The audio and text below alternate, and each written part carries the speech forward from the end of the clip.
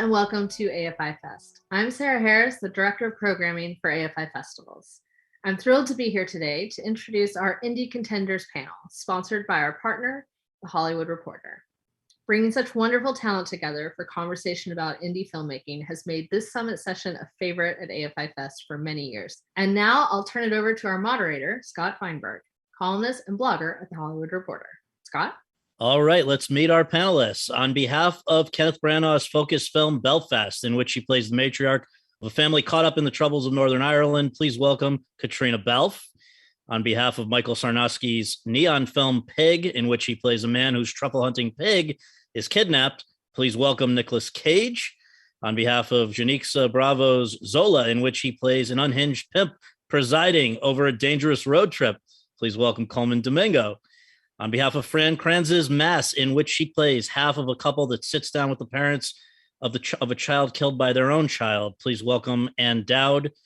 On behalf of Maggie Gyllenhaal's The Lost Daughter, in which she plays a young mother who befriends an older mother vacationing on the same beach, please welcome Dakota Johnson. And last but certainly not least, on behalf of Sean Baker's Red Rocket, in which he plays a has-been porn star who returns to his hometown, please welcome Simon Rex. All of you, thank you so much for making the time to do this. And I think that what I want to just do right off the bat is establish, these are some, this is a panel celebrating indie film, work in indie film. Some people might ask in 2021, what even is an independent film? Because the lines have blurred a bit. According to Film Independent, it is now one made for $22.5 million or less. And I know in some of the cases here, it's quite a bit less. So I just think maybe before we get into anything else, if you are familiar with both your film's budget and how many days you shot, just so people have a bit of context as we go forward, I hope you can share that. And let's start with Ann Dowd. Oh. Thank you, Scott. I have no clue about the budget. I just didn't take it in, although Martha said it was 20 cents. That's Martha Plimpton. Yeah. I always believe her. But we shot it in 12 days. Wow. That I can say. Wow. And we will break down in a little bit just how even those 12 days were budgeted. But let's go to Colman Domingo. ZOLA was budgeted at, I believe, $4.5 million, and we shot over 27 days. Okay. Caitríona? I think the budget was around 7 million, and we shot for 7 weeks. So somebody else do the math on that. Let's go to Nicolas Cage. Yes, I think Pig was $5 million. And I'm not entirely sure about the schedule, but my instinct tells me about 25 days. Dakota? I think ours was 5 million as well. And it was around the same 28 days, maybe. 27. And Simon? So Red Rocket was $1.2 million budget, and we shot it in 22 days, I want to say, more or less. And then there was a little budget afterwards to clear the In Sync song, which cost a little bit more. But yeah, the production was 1.2. Nice. So I guess let's talk about what most drew you to these projects. You guys have all been involved with projects that are considerably larger and in terms of budget or shooting schedule or all of that. So just to pinpoint what it was, I mean, Mr. Cage, let's start with you. You, I think it's fair to say, initially made your name in indie films. We can go through a million of them. Wild at Heart, Raising Arizona, Leaving Las Vegas was only like, what, $3.5 million. And then, of course, you've had great success with big studio films as well. What was it that at this point where you've experienced both, what makes you come back to do a kind of, nitty gritty movie like Pig?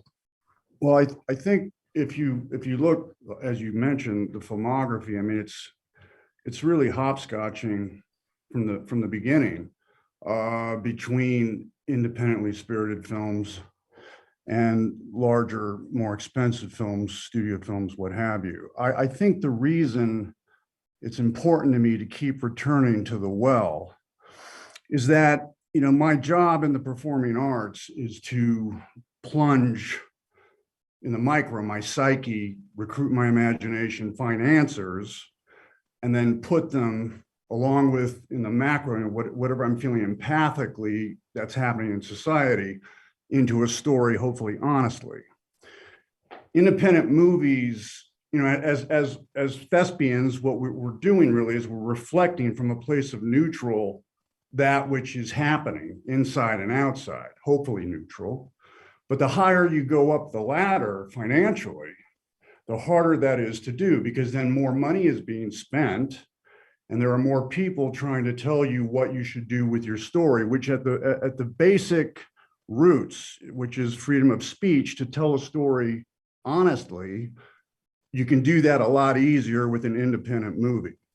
On top of which, independent cinema is a great place to explore. I mean, I got some great ideas on Vampire's Kiss, which I knew worked, and I know what didn't work and what did work, and then I could apply those ideas to a big movie like Face Off. So it's very important to keep the independent movie alive, because it's really where you're going to get the truth more often than not. And I'll just say a little bit more. I think that the higher up you go, you get other agendas in terms of finance. You know, agendas that could be opinions with what's happening now. And it's important to stay neutral. If we're going to do this, we have to reflect the mirror of society and also, you know, find the answers internally. So that's why I keep going back to movies like Pig.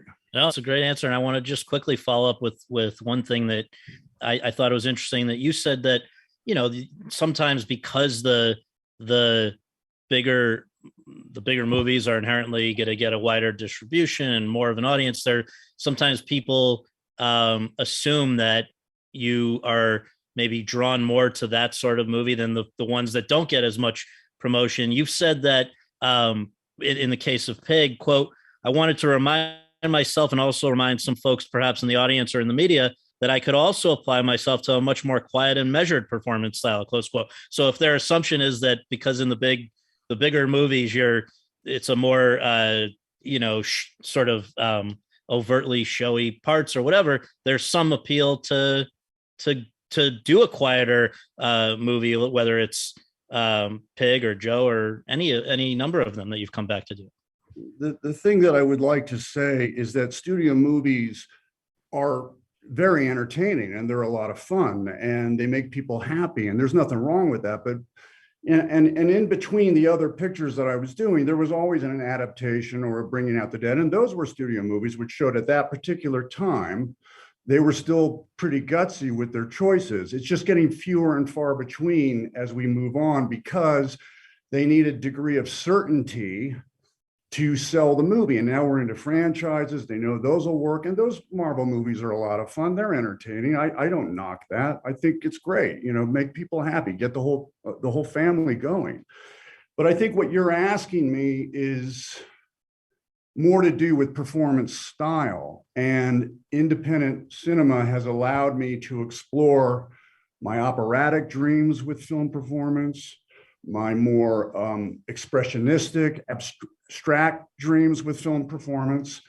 And that was kind of a mission on my end, to sort of break form with that which is natural and go into that which is, hey, we can also be Edgar Munch and The Shout in a movie. And I managed to get that in Ghost Rider. But on that path, I needed to remind myself and others that that is a choice. That is by design.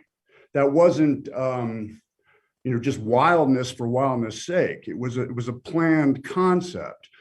I wanted to rediscover and again, introduce myself as a more photorealistic, naturalistic thespian with Pig, because it was time. It was just, I'd done a lot of that, and now I want to start. It sounds like these movies that everyone here on this panel, these are all movies I want to see. I mean, these are all movies that to me, sound like stories that I would want to tell. And you're not going to make movies like that with a studio. They're not going to make Pig. They're not going to make any of these movies. So we got to keep these movies alive. And that's why I'm going to always return to my roots, which is indie.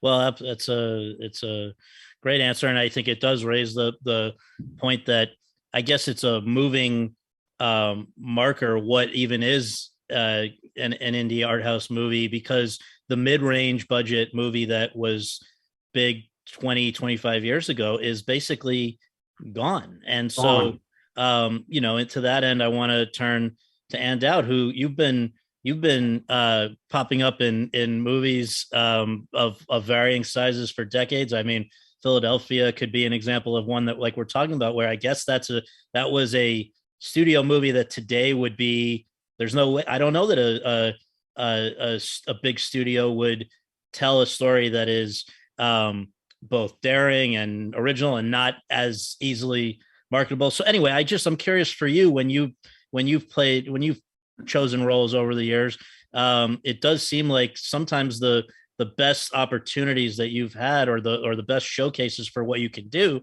have been in indies. Like even going back a decade or so, maybe Compliance totally changed your career, I think. So if you could talk about that, and then specifically why what led you to Mass. Thank you, Scott. Big question. I was just going to say, let me sit with that for 20 minutes, if you don't mind. I was impressed with, do you go by Nicolas? Sure. Yeah, thank you. I worked with Nick and loved every minute, and it could happen to you, speaking of big studio pictures.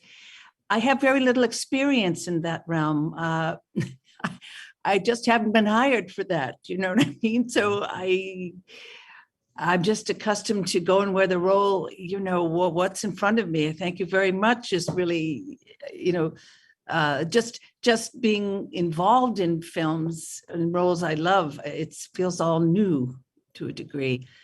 What I love about an independent picture is that it's in a way like the school play, in the sense that no one is more important than the other. Love that. The focus is always on the work. Nobody's hopping off to the trailer for privacy and the nap. You do it right with everybody. Crew and cast, speaks to the truth of it takes all of us. I love that. Feet on the ground, like being in the theater, get your own this. We're treated so well, actors, forgive me. And, it's just lovely to remind yourself we're all in this. And the stories are beautiful. I know Fran for Mass had a very, very specific way he wished to tell this story. He got a lot of pushback.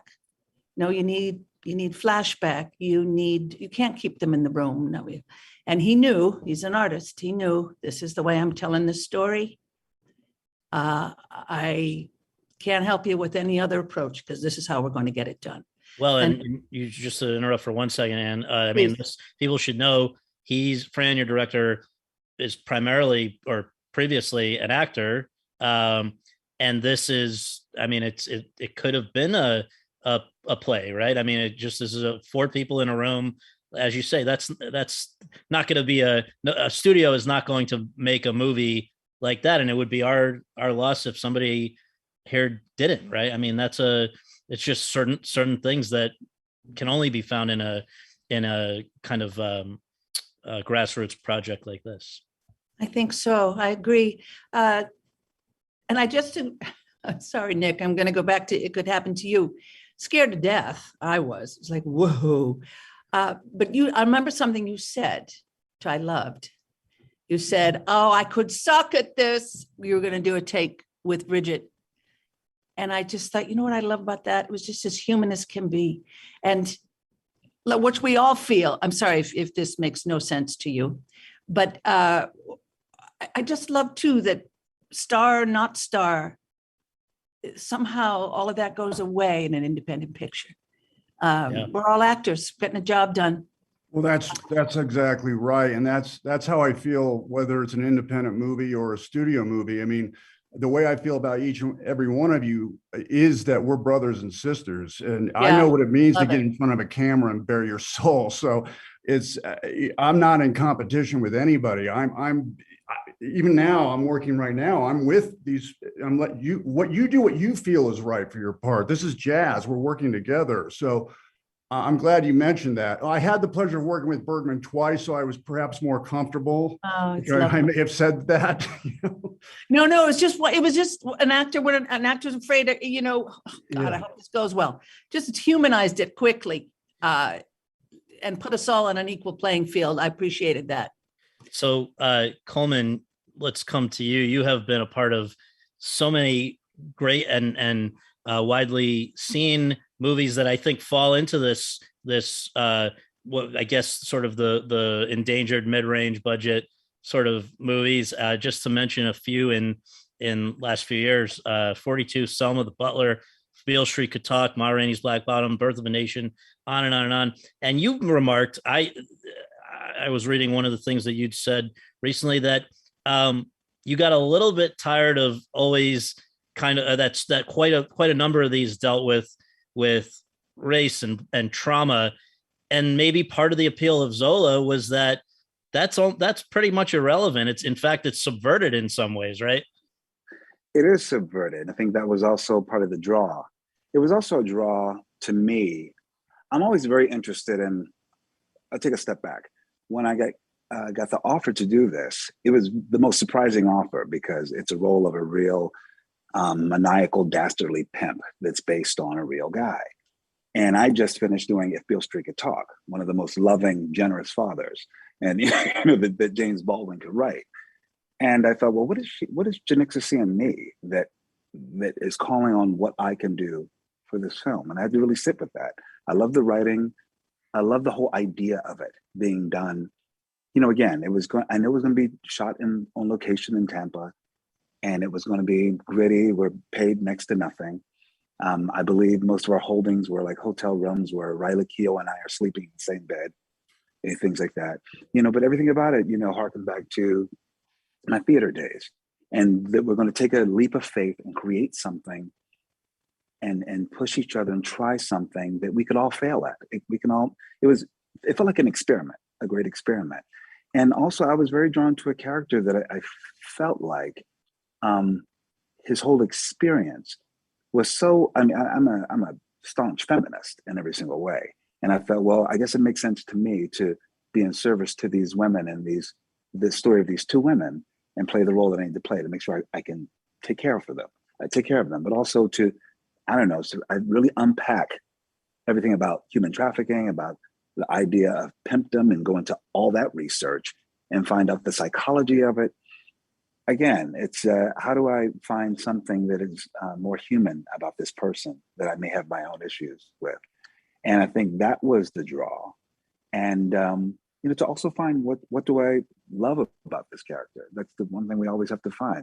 Someone who's he's a vicious guy, but he has charm and he's got charisma. And as I did some unpacking and created this character, once I found that he was an immigrant, it was based on a guy from Nigeria. I was like, I'm going to center it from an immigrant story. This is what he has to have agency in the world. And this is he's trying to get what everyone else is trying to get. And I think the film actually is about the American dream. I think it can be about two young women trying to strip in Florida and all that and the wild shenanigans they get into. But I think it's actually about what everyone wants, because everyone is in that car ride to make money.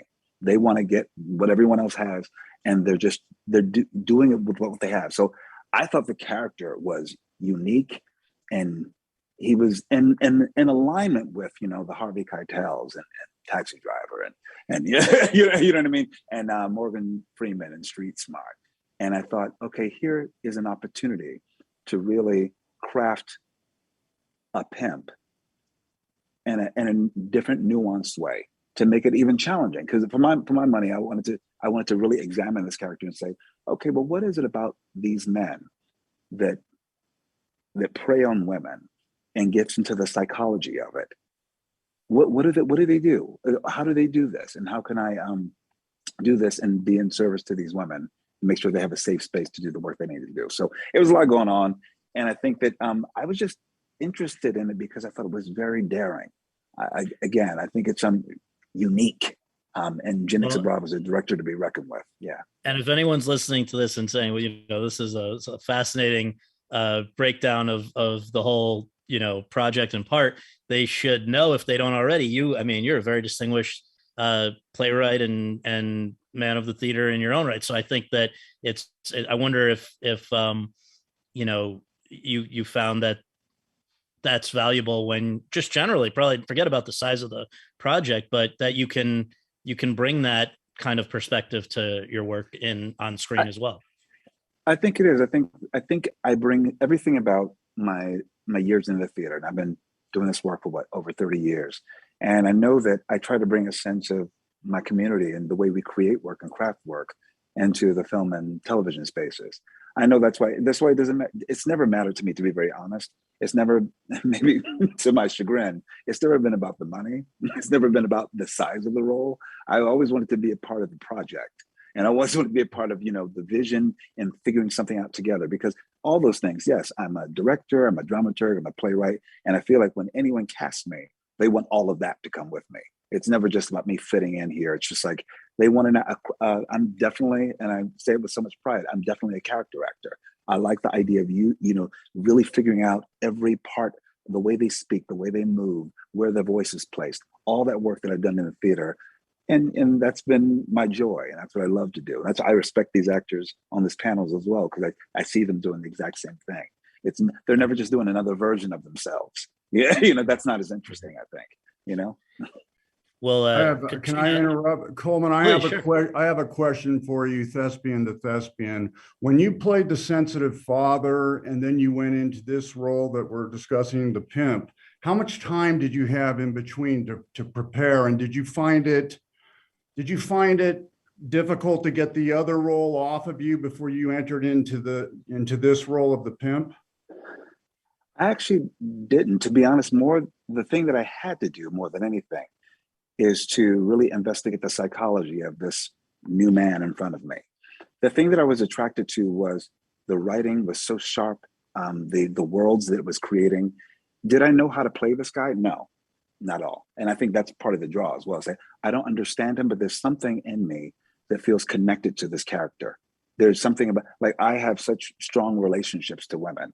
I know I'm a really good uncle. I have most people in my circle are very strong, charismatic women. And then I wanted to see what someone, it's all the psychology of the pimp culture, what that does to bring these smart, creative, charismatic women into their lore and psychologically damage, use, all that. I thought it was just an examination of another human being and someone who's so polar opposite to anything that I believe in. So I think that I was just deeply invested in that, fully, Caitríona, you're coming to this role in Belfast, having been now, how many seasons are we into with Outlander, which is fantastic. I want to just note, but I mean, is it something where,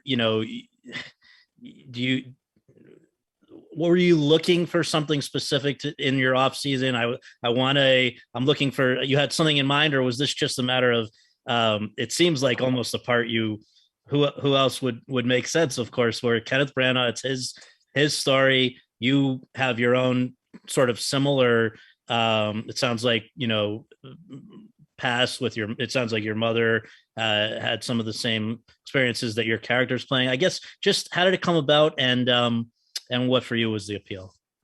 Yeah, well, I mean, I had been looking for something to do in Ireland for a very long time. And technically I still haven't worked in Ireland because we shot this in England,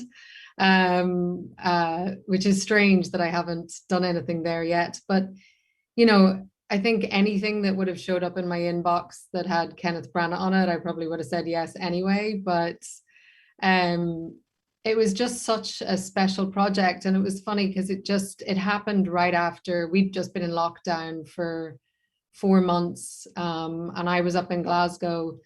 And so it was really strict there. And so we kind of hadn't even, really left our apartments much or left your neighborhood much. And I got a call to say that Ken had written this script about Belfast and it was sort of based on his childhood.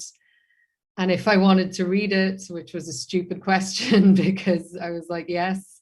And when I read it, it was such a beautiful script, but it was also, you know, even though our stories are very, very different and this is very personal to Ken, you know, I left Ireland when I was 18 and having been in lockdown, I think it made everybody very introspective and you kind of examine your life in a certain way. And I think, you know, I might have been going through slight existential crises about what I was doing with my life and all of those things. But this script, it just touched me in such a place. And I don't know if that's because it was such an Irish story and I recognize the characters in it. And, you know, even though my mother has, you know, the story with Ma is very different, but there was something of my mother that I really felt in her and I could connect to in her.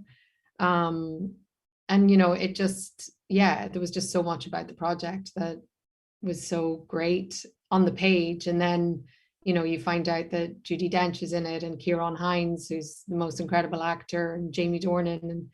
And it was just all around, it was just like such a beautiful, it was like a gift from, you know, the post-lockdown gods just to let me go and do something. And we shot it in Surrey, but, you know, because of our budget and because of the COVID restrictions and everything, you know, we really had 2 locations. And the thing that became so apparent about working in this time and working in this budget is just the creativity that you have to find to make things work. And I mean, you know, how they made the sets and how they repurposed everything. And, you know, we spent, I think, 4 or 5 of the 7 weeks in this one old boarding school that they just kept finding different ways of using it and, you know, making it work for this location, that location. And, you know, we were such a skeleton crew and we were such a skeleton cast that, you know, speaking to sort of what Anne was talking about, it just felt like a company and it felt like a family instantly. And I think that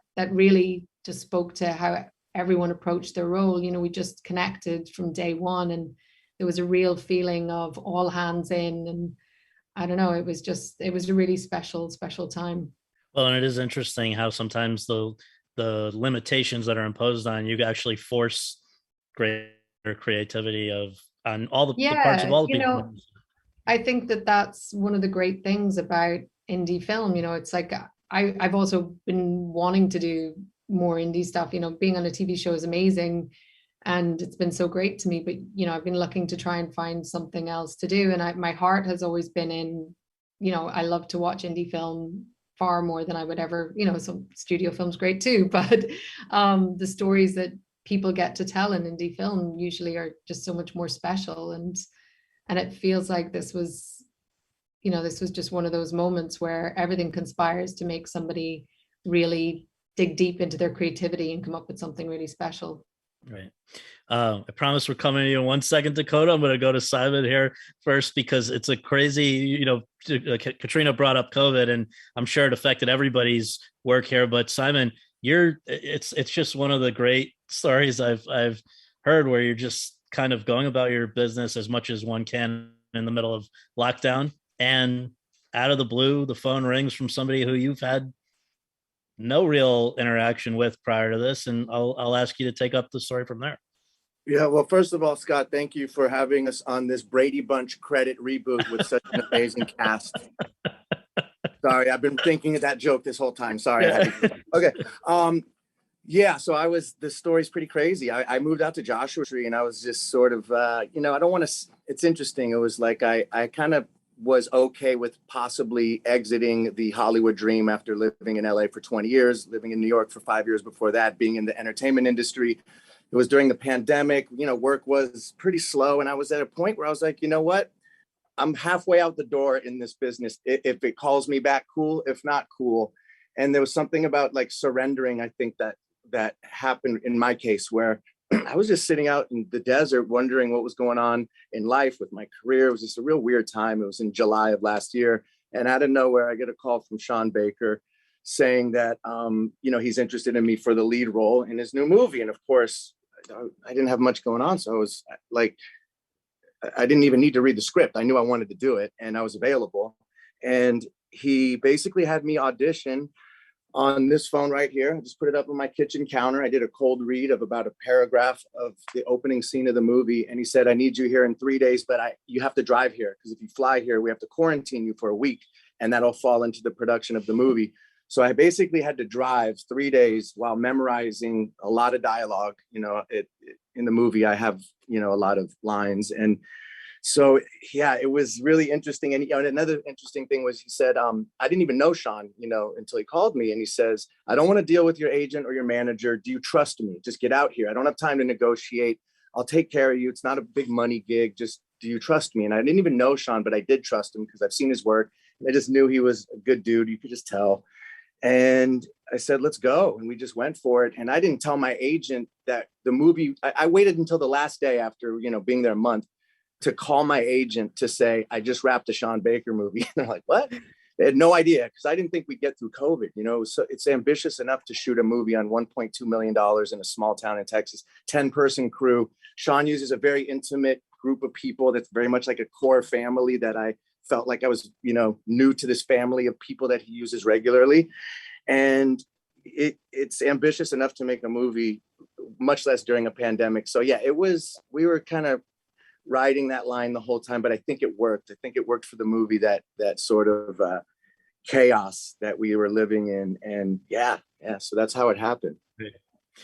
Great. And Dakota, I think you guys were also in the midst of COVID, right? It really affected you guys, but I don't think anyone will feel too sorry about where you were trapped for this movie. You want to share just how it crossed your radar and then where you wound up? Yeah. I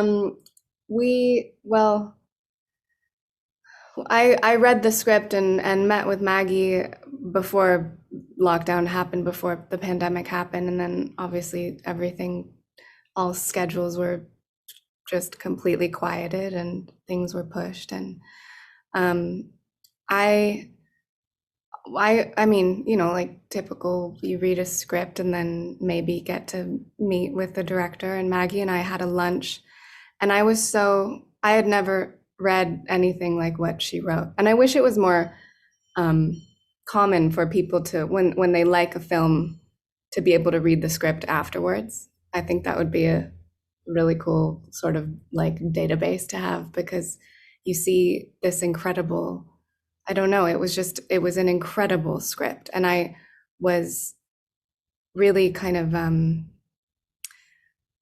she always catches me off guard, Maggie. She always kind of like blows my mind.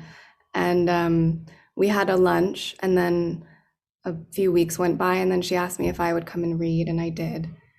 And I read with her in a casting office, which was scary. And then we shot the movie in Greece. Well, yeah. And we should just say, though, I mean, first of all, that might have been a great place to be, but also this is her, you know, she probably had plenty of reason to be, you know, anxious going into this. This is her first time directing, but I think also screenplay, and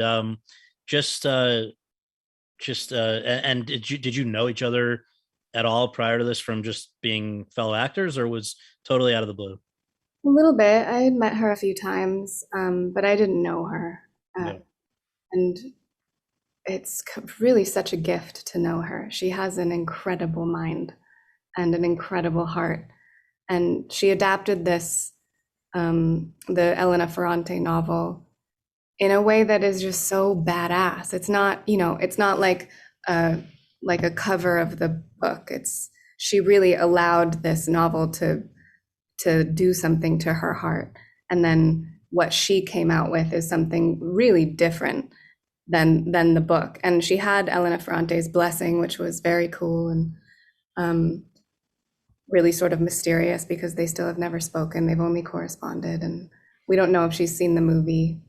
But she really wanted Maggie to make it her own. And I found that to be so brave and so inspiring, to be so affected by someone else's work of art, that it then translates into something that you think maybe other people might relate to because it's how you were affected by it. I think maybe that's also like why it's a smaller film and why I love it and love indie films, is because you're not being spoon-fed information. You're not being told how to feel, you know, and when you leave a movie theater, sometimes you leave like patting yourself on the back, like, well done, you know, I got the message that everyone else got. But when you leave a film like this and these movies, you leave with your own interpretation of what happened. And I would rather make films like that. I would rather provoke many different feelings and thoughts and experiences rather than, you know, like dull someone's mind for 2 hours.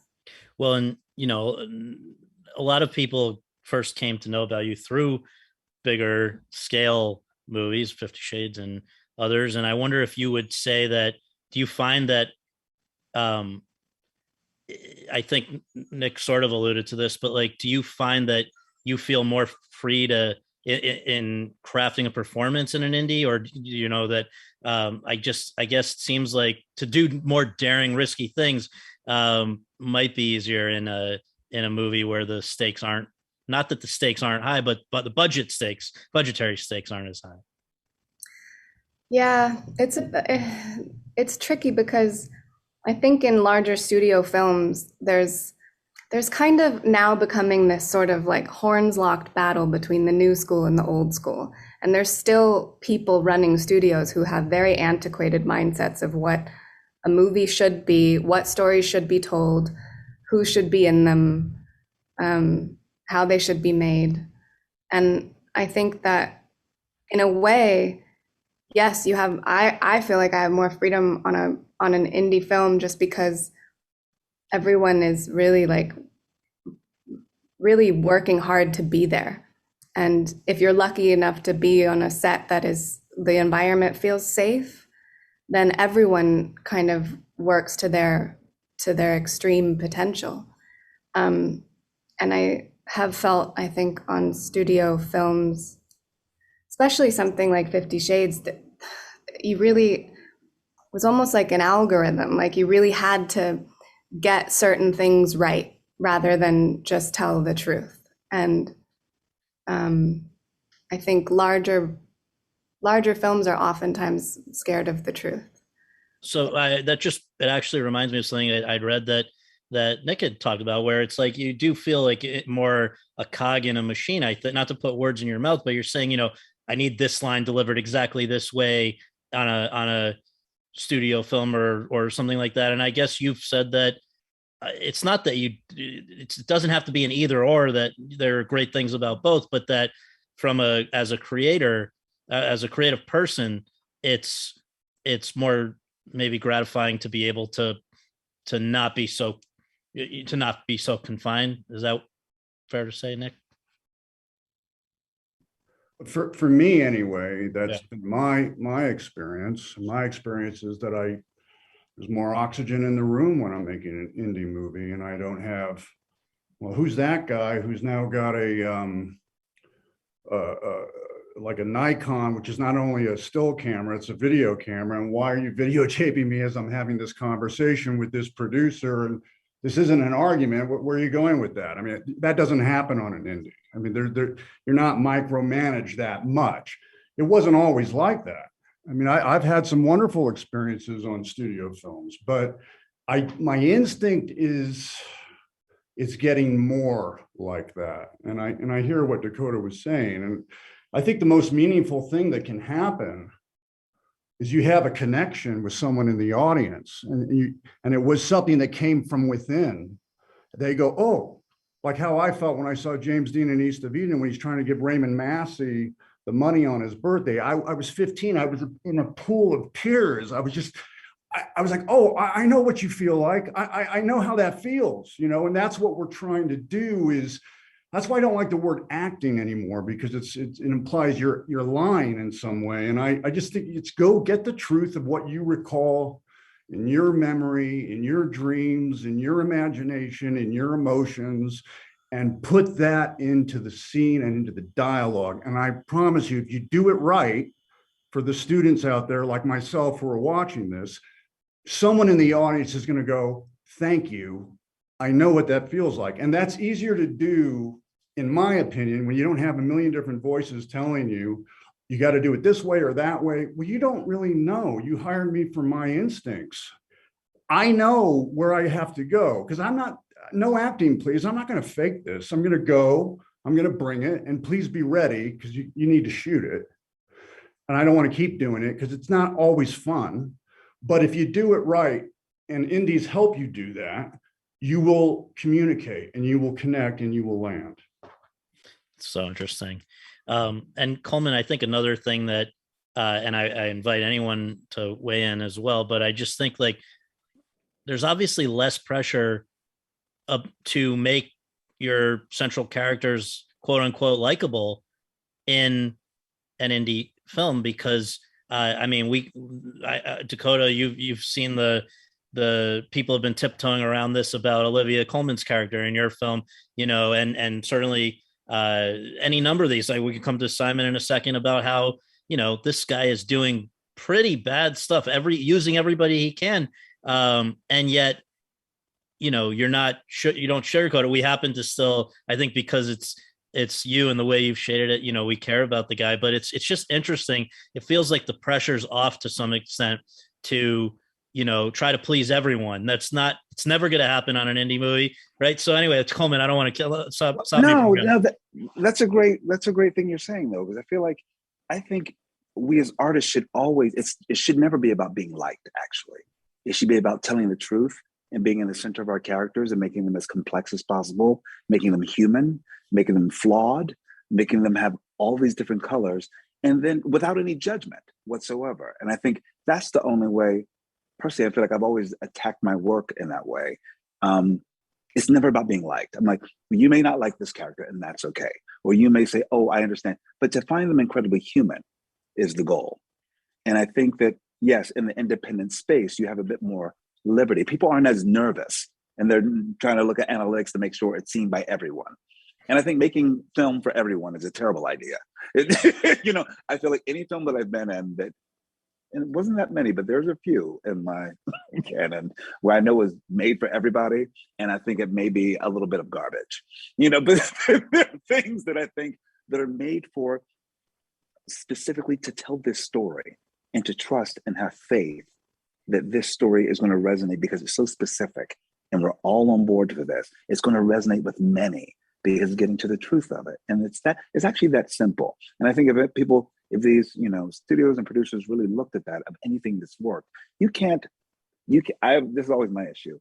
Something that worked once, you can't replicate that. Just don't do it.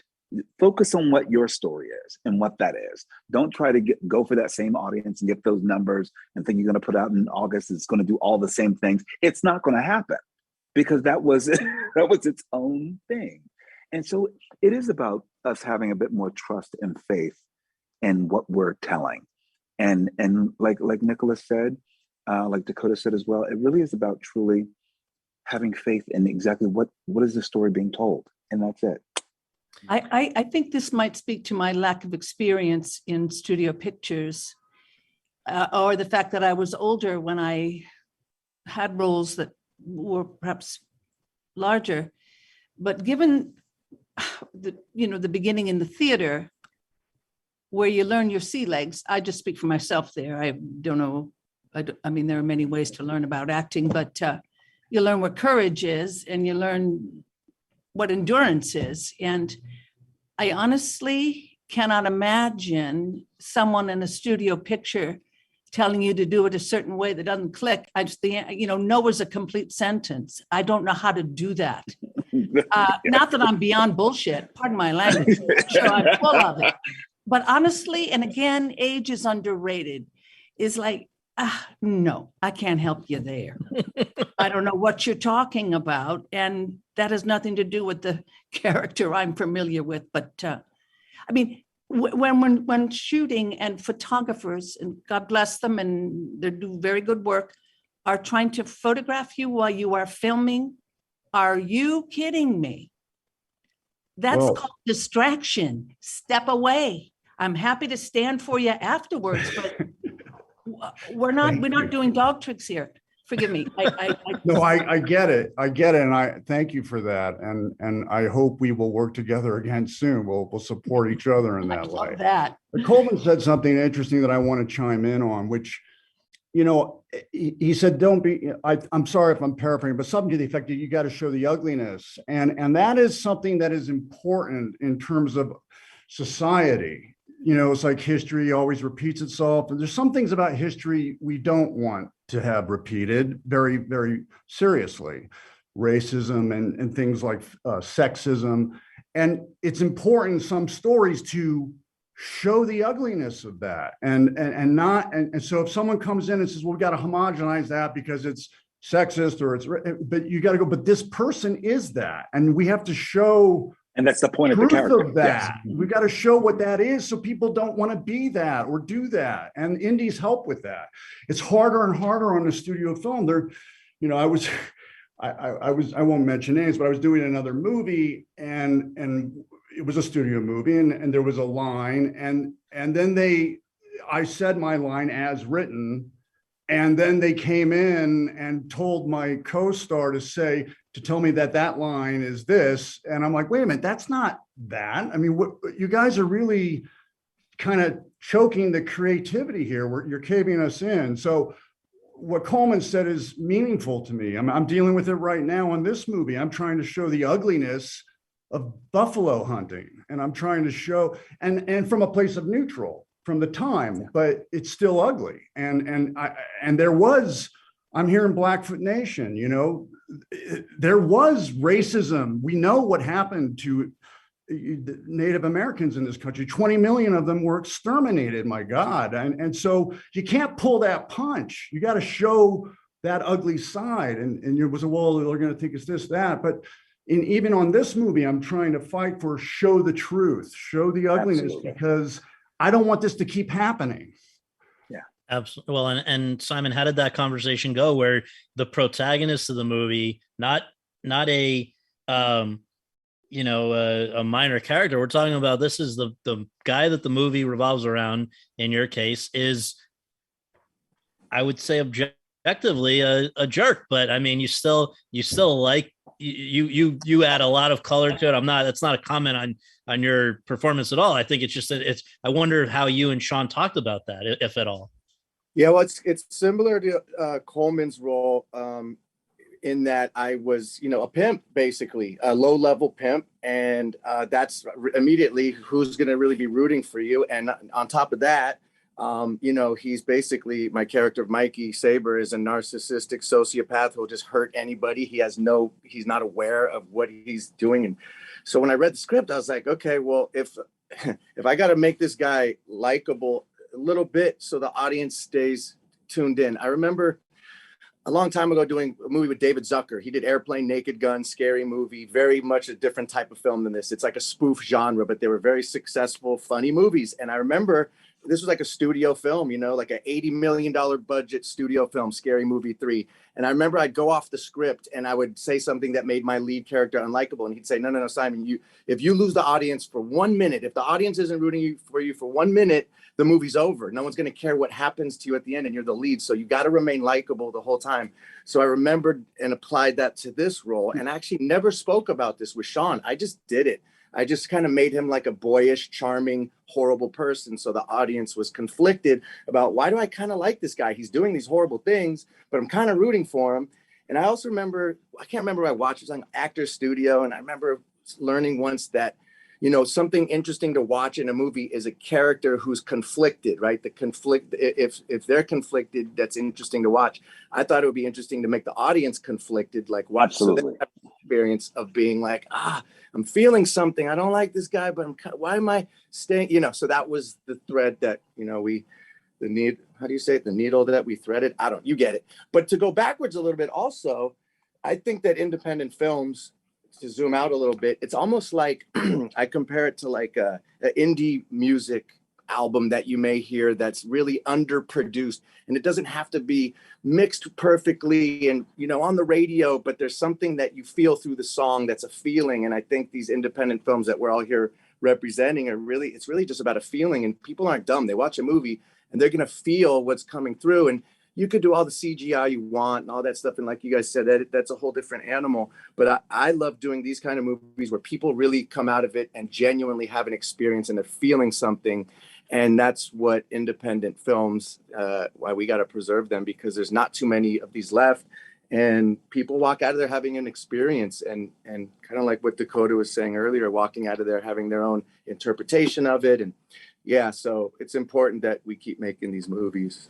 Well, and Caitríona, I think they also are at a time when the studio movies are, as we've all, it's come up a number of times, it's basically overwhelmingly remake, sequels, adaptations of existing material that's supposed to appeal to everybody. I mean, your movie is one of an example of a number of them here that treats people like adults, assumes that your audience is smart and can keep up with you, even if it's through the eyes of a 9-year-old. There's a lot of subtext going on throughout your movie and just all kinds of layers to it that I think it's kind of nice to not be condescended to when you go to a movie. Yeah, I mean, it's funny because the Troubles, what happened in Northern Ireland is such a backdrop to what happened in our film. And I think if this was made anywhere else at a big studio, they would be like, no, you have to explain.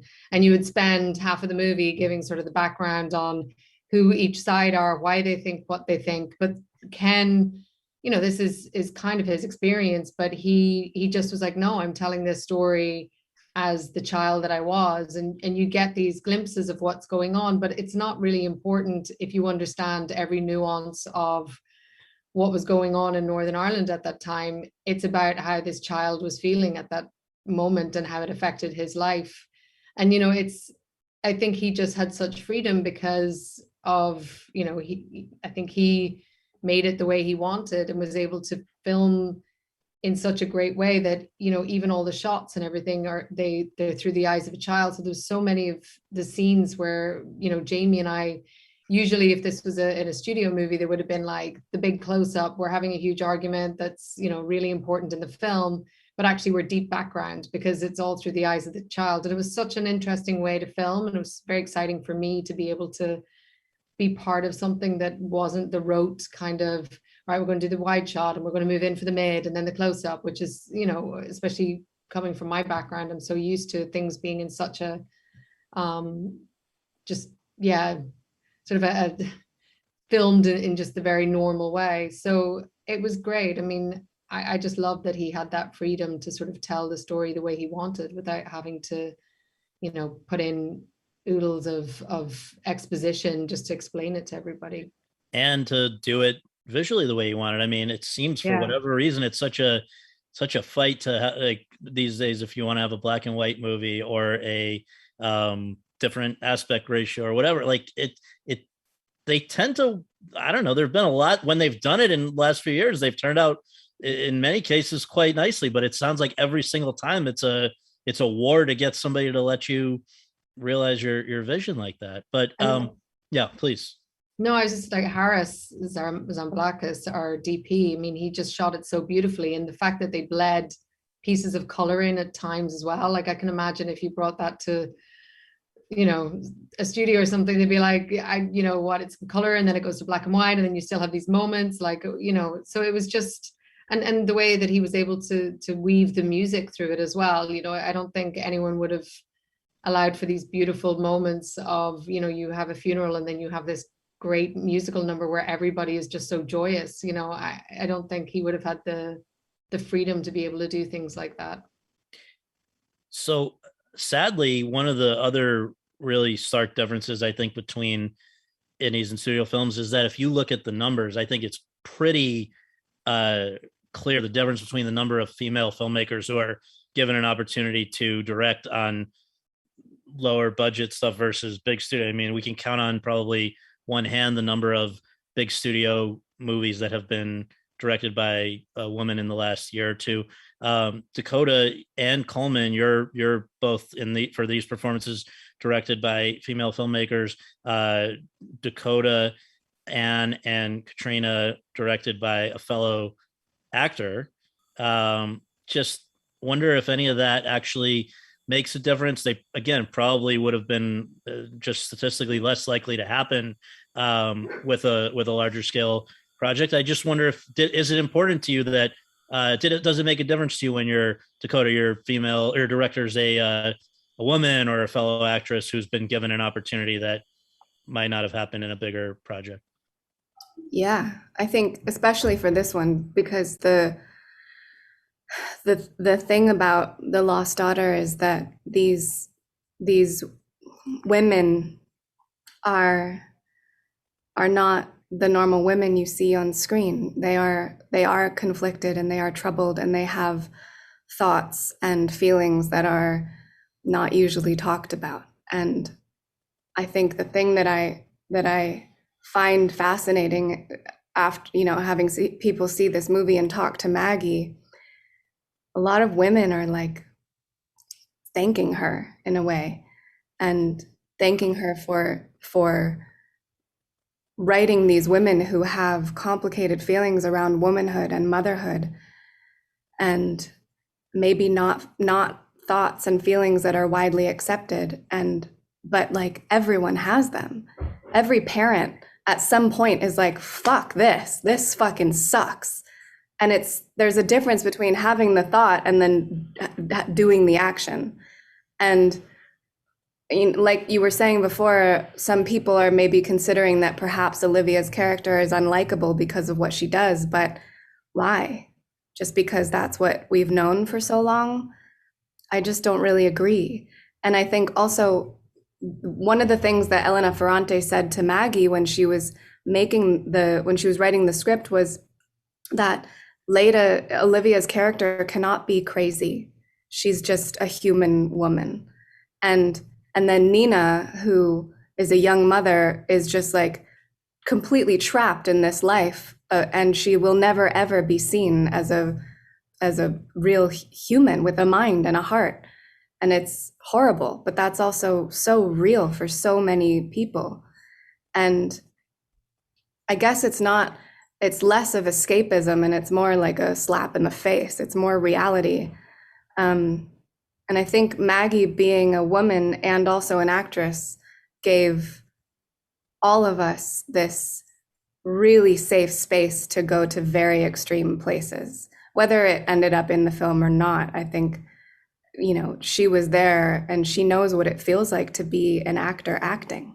And that is like a really difficult thing to articulate, what that feels like at any given time of the day. You could be like 6 o'clock in the morning doing a sex scene, and then by noon you're at some family dinner or a funeral or a wedding. And you're like, fuck, I feel crazy. And she really gets that. And she, I don't know. I never worried about being stupid, and I never worried about not being seen, and I never worried about not having, a lot of the movie takes place on the beach, and I never worried about what my body looked like, and none of the women did, and that was fucking cool, because I made a big naked trilogy, and that was a thing every day was like, okay, what are you gonna do though? It was like constantly protecting myself, never ever feeling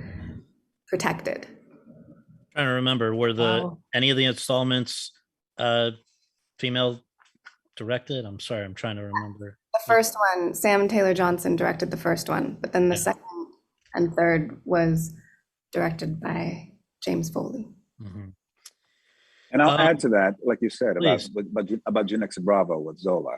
It's about these two women who are in the center, they're very vulnerable, and they get caught up in trafficking, and they get caught up in prostitution. Well, one of them is directly involved in prostitution.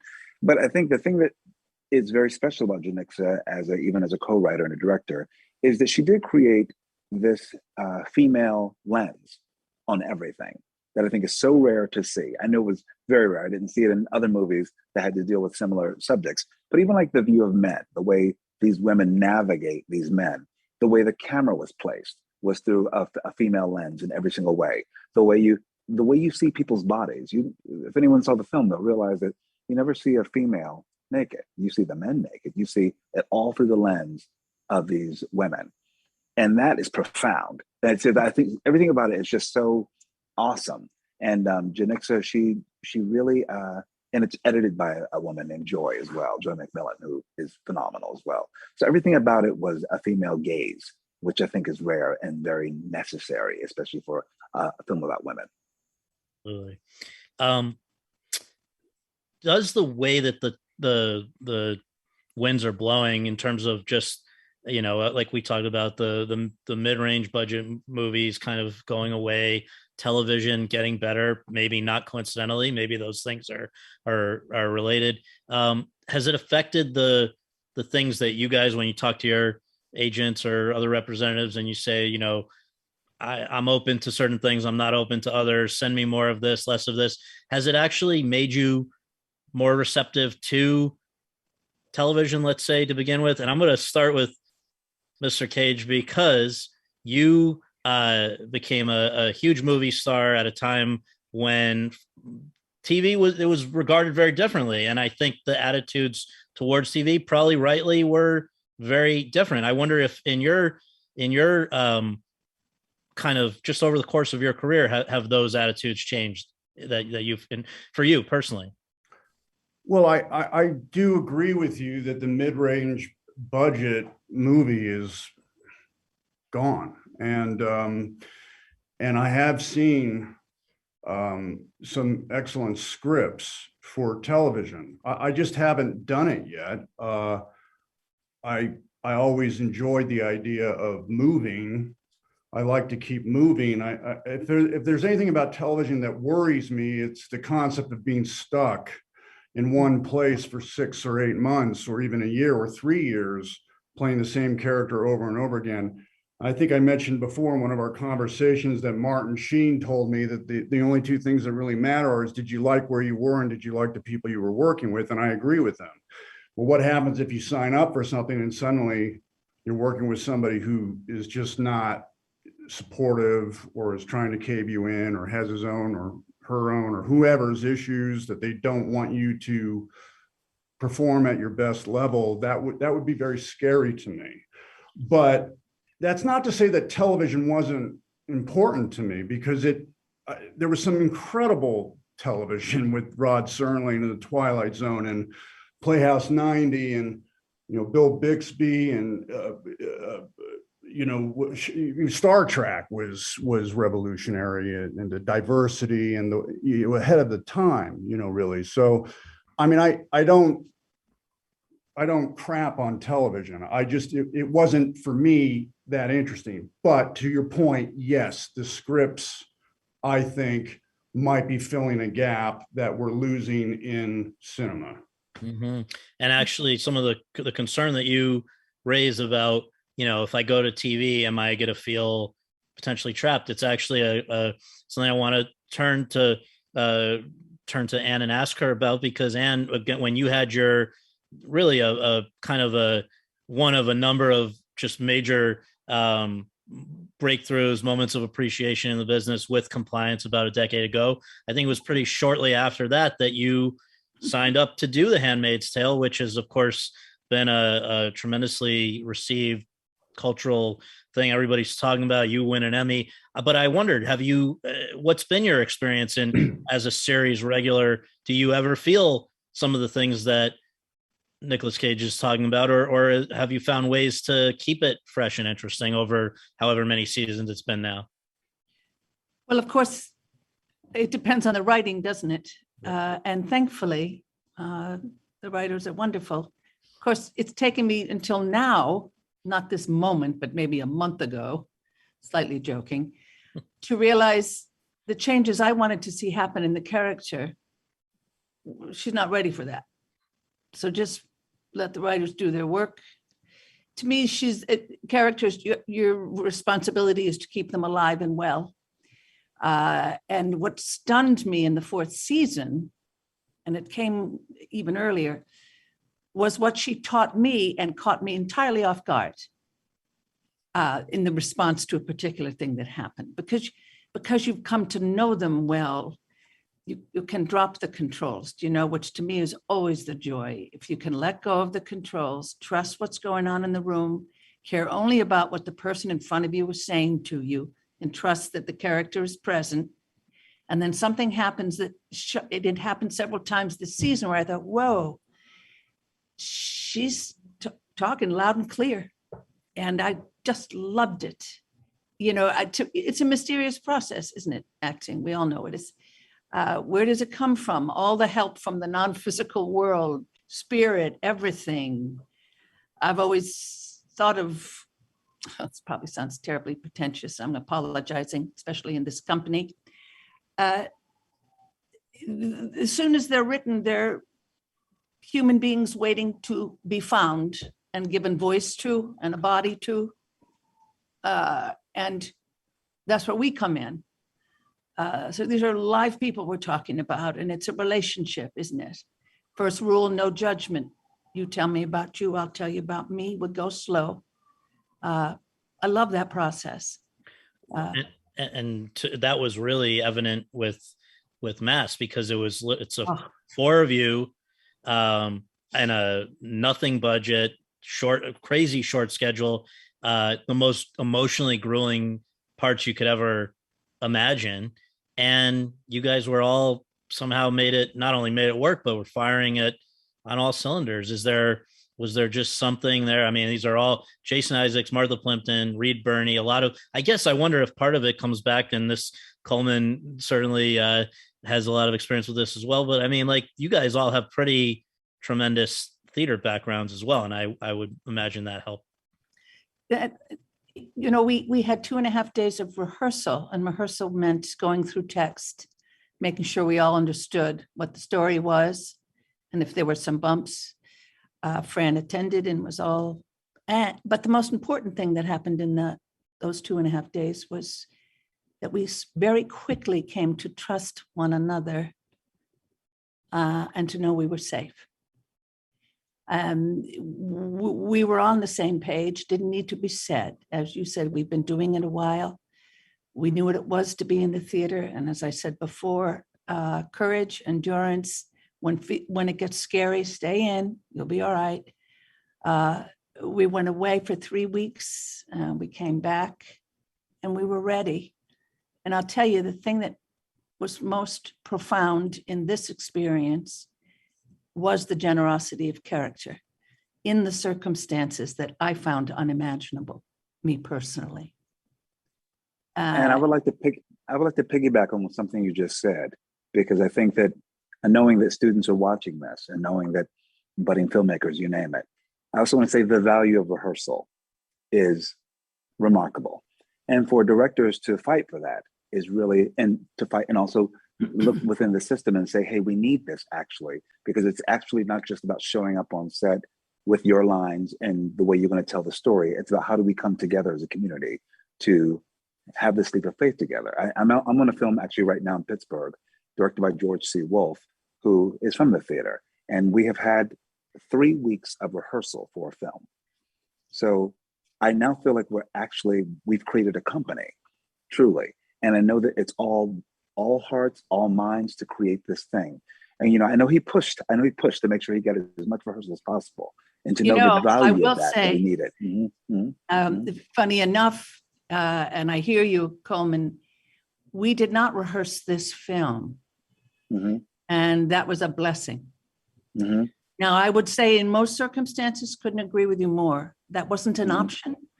It wasn't, okay. Mm-hmm. Nobody pushed because there was no point to it.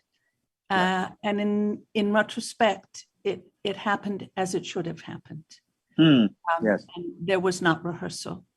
Can I all things coming together kind of thing. Simon, please. Yeah, I was going to say the same thing, and I don't mean to push back Coleman at all, but in this situation for Red Rocket, it was the same thing. There was of course, with independent budgets, of course, there's usually not time, right? I think some projects, for some reason, maybe, I don't know why, but this one specifically, because in the past, I agree, I've done plenty of jobs where rehearsal was so important, but for some reason, sometimes these happy accidents happen, and in this movie, I agree. we had one afternoon to rehearse, and we just had to go, and we shot it on 16 millimeter film, and it was almost like less thinking is better. Like, don't overthink it. And we just went with these reactions and instincts. It was real raw. And I felt that worked in this situation. So I think it depends on the project. I think you're right. Yeah. So I think you're right. Project to project. Right. I see. Right. I personally, again, I come from the theater where it's like, and I honestly believe that, like, when I rehearse, just when I get the words in my mouth, we all understand the story we're telling. I think I'm able to be freer. That's just me as a performer. I'm able to actually just let go a bit more when I know at least the idea of a roadmap. It's not saying things are set in stone, but we have tools of that we're telling the same story. And I feel like that I personally, I think that's very useful. There are times when it hasn't been an option, and you have to do what you have to do and make it happen. I just thought there's also a luxury to have at least some tabling of, like, what story we're telling together.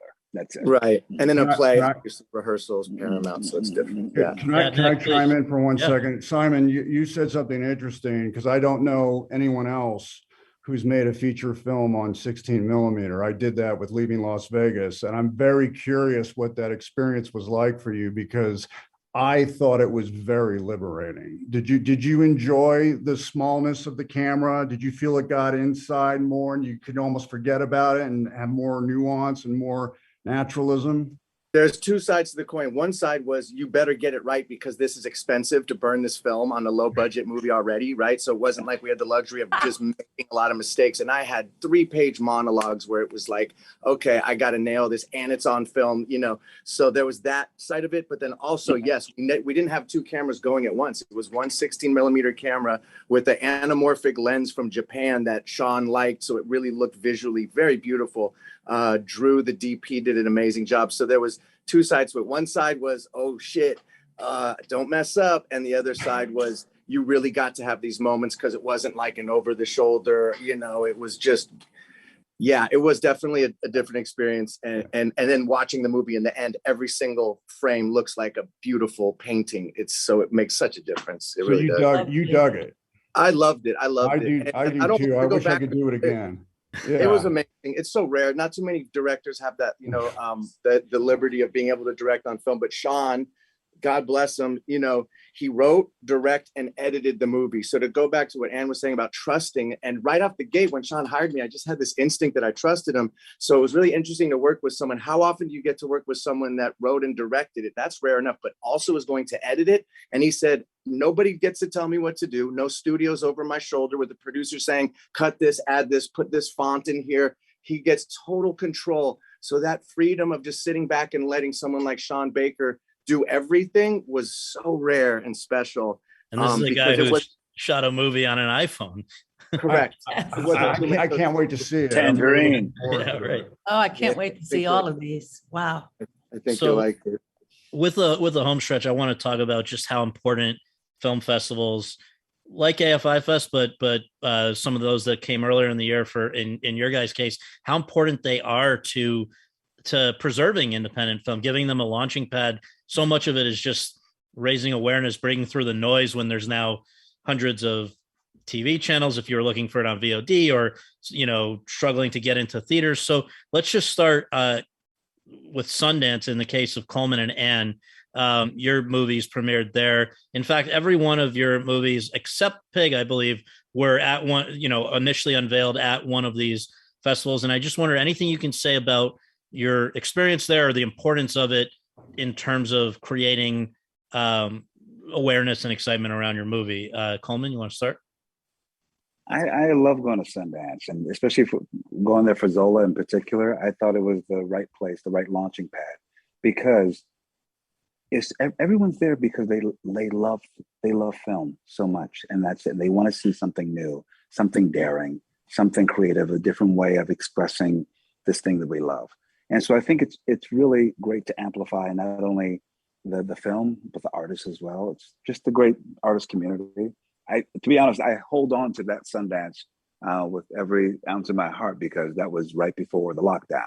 It was the last big public thing, and seeing people in your community, and it was really beautiful. So yeah, I think it's really great for community.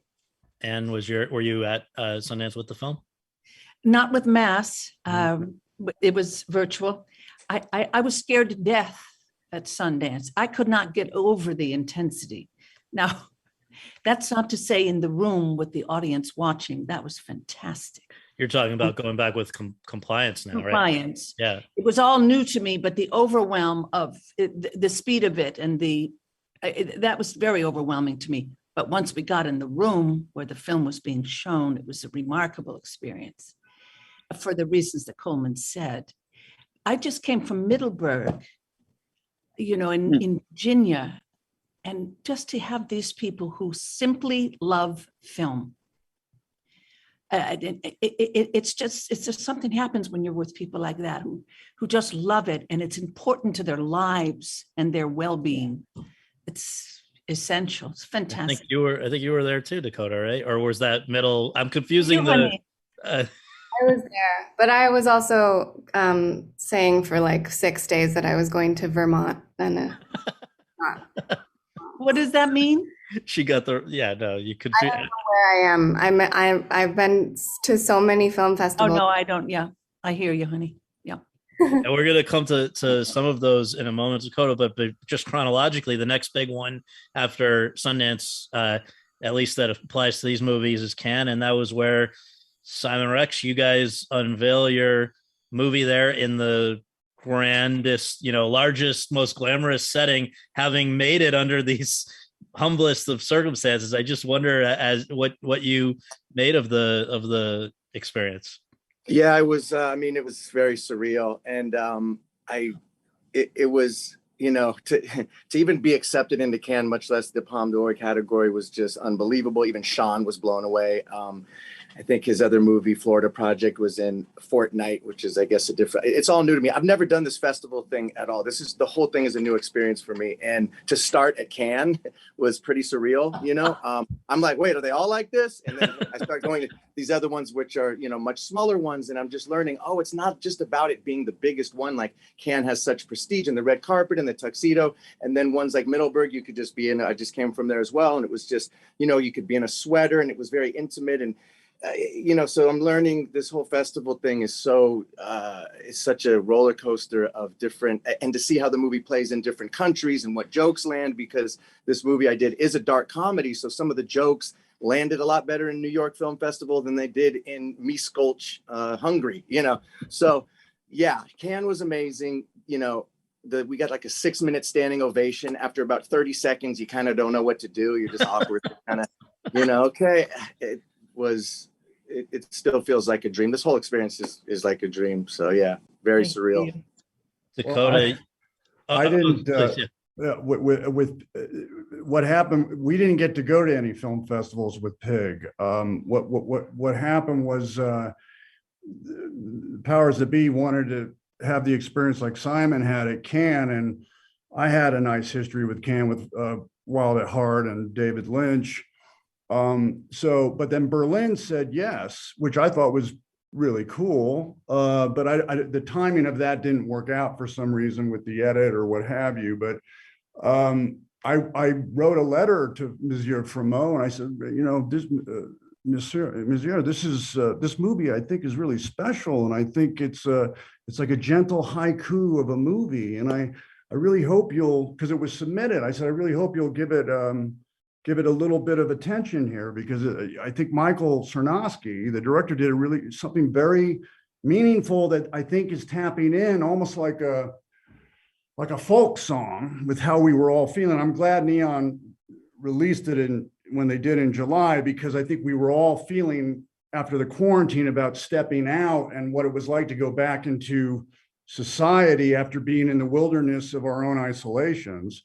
So the timing was good in terms of that, in terms of connecting, which is for me the most important thing. But Fremeau did not, he didn't want it. So he wrote me and said, oh, this isn't going to work. And then they put Sean's movie in. And so it didn't happen. But I think, to answer your question, film festivals are important, because anytime you can get in a room with other film enthusiasts and discuss and meet people and get ideas and make connections with people, then that just means we're going to keep going, and we're going to be in business for a long time. We're going to work with people that we just met, and that's always a good thing and a positive thing.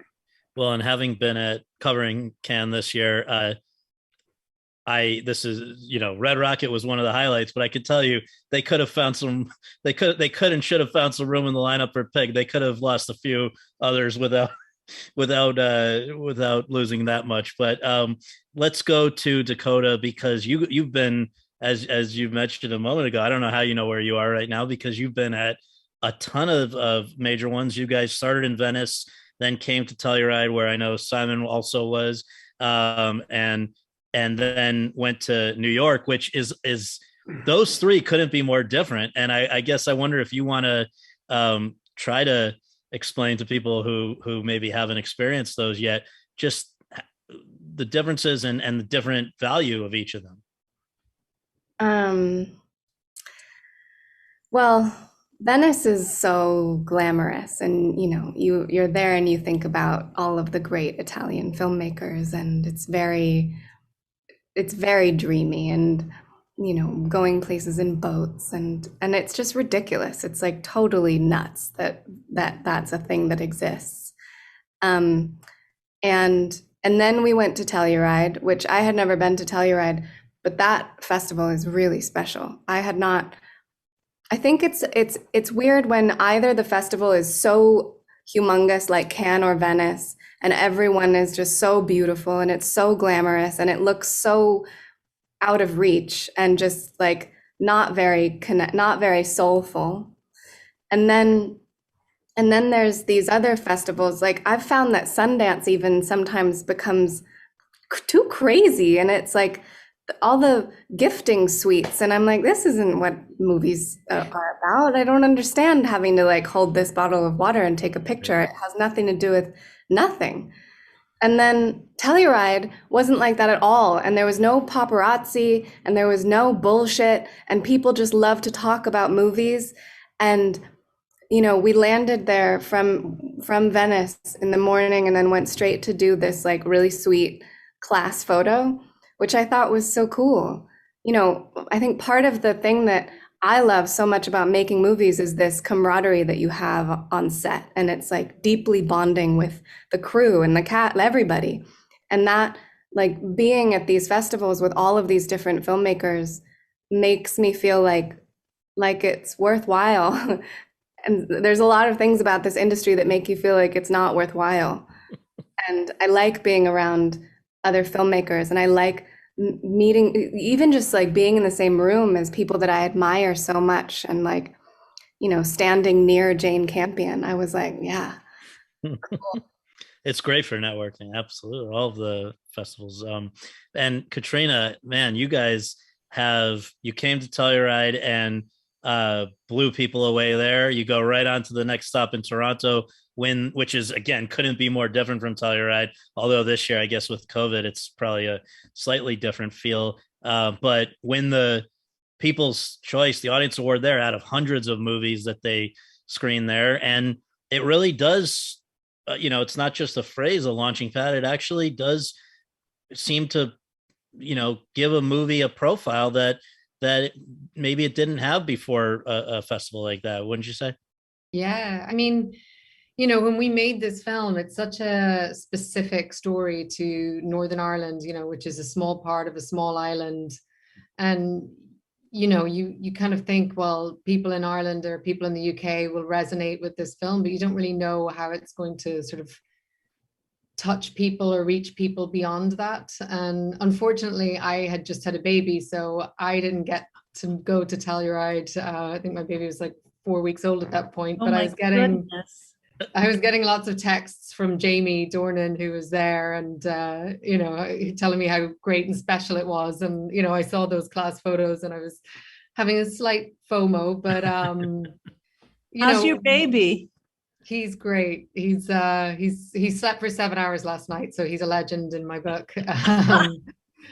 But yeah, and same with Toronto. Toronto's, I think, a couple of days later, so I also didn't go. But I've been to Toronto before, and it's such a, I think it's such a great festival because it's sort of, I think it straddles. It's not as crazy as say Cannes or whatever, but it's, it's a lot of real film lovers go to see a lot of films. So, I mean, that was really, I think, the moment our film kind of, came out and people were talking a lot about it. And it's, I mean, I think it's invaluable for a small movie to have, you know, some wind behind its sails and to get some notice. And it's been great. And we've become a lot busier since. So Good. I was gonna say, you guys, this is I've had to gonna be employ a nanny. your So full-time job for the next few months, but I guess there are worse ways to go about life. But well, I can't thank you guys enough for the great performances and for taking the time to do this. And so on behalf of AFI Fest and the Hollywood Reporter, thank you so much. you. And Thank you. appreciate All it. these Thank you, wonderful Scott. actors. What a privilege. Thank you.